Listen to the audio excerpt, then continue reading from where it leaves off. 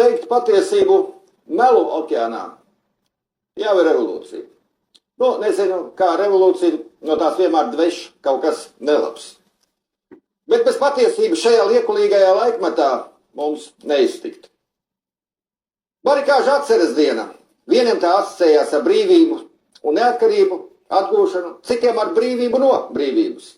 Lai kādas sajūtas šodien nepārņemtu katru no mums, nenoliedzams paliek fakts, ka tās bija latviešu tautas atmodas laiks, kad gaisā virmoja ilgas pēc brīvības un pastāvības un pašiem savas valsts.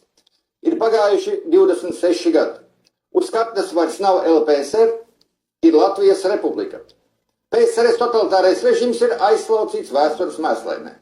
Šodien mēs dzīvojam iekārtā ar tai raksturīgiem galvenajiem principiem – vienlīdzība un brīvība. Bet ja tā ir tiesa, kā to cenšas iegalvot mūsu demokrāti, no kurienes Latvijā tāda nabadzība, bezdarbs, beztiesiskums, no kurienes šī milzīgā sociālā nevienlīdzība? Pēc veiktajām reformām visur, ne tikai Latvijā, ir saimnieciskais posts un sabrukums. Nevelti izskan prognozes, ka uz 2050. gadu latvieši kā tauta vairs nepastāvēs.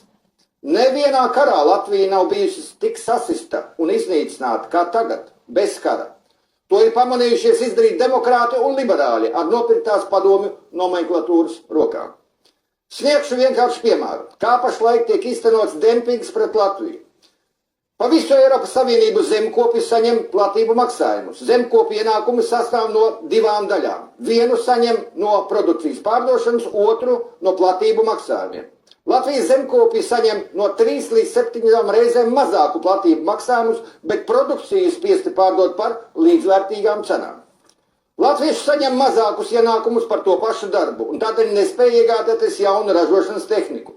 Bet noilīgtajiem strādniekiem ir spiesti maksāt daudz mazāku algu. Mūsu zemnieki saņem vismaz 3 reizes mazākus ienākumus. Bet produkcija visās dalībvalstīs var pārdot bez ierobežojumiem visā Eiropas teritorijā. Mums tik tuvā Lietuvā Startautiskais valūtas fonds pieprasa, lai tur tiktu privatizēta komunālā saimniecība. Tā skaitā ūdens apgāde, apkure, saimniecība, atkrituma izvešana un tā tālāk. Varētu jau nepieminēt lēšus, ja vien liels nebūtu, bet šī pavēle agrāk vai vēlāk nonāks uz galda mūsu valdībai. Sekas ir skaidrs. Kad Viņā privatizēja apkure saimniecību, apkure sadārdzinājās 2–3 reizes. Tagad Viņas iedzīvotāji par apkuri maksā dārgāk nekā viņu ziemeļu kaimiņi Somijā un Zviedrijā, lai gan ziemas tur ir bargākas. Somi un Zviedri savās valstīs neprivatizēja apkuras saimniecību.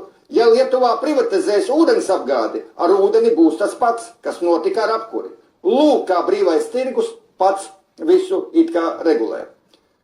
Šeit cīņā izdzīvos tikai tie, kuri spēs izveidot nacionālu tautsēmniecību, nacionālu politiku un nacionālu kultūru.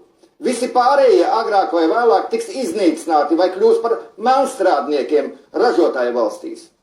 Cita ceļa nav.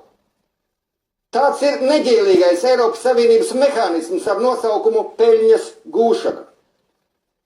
Privatizācija nozīmē mūsu aktīvu atdošanu ASV korporāciju rokās par papīra cenu, uz kura tiek drukāti viņu zaļie papīrīši.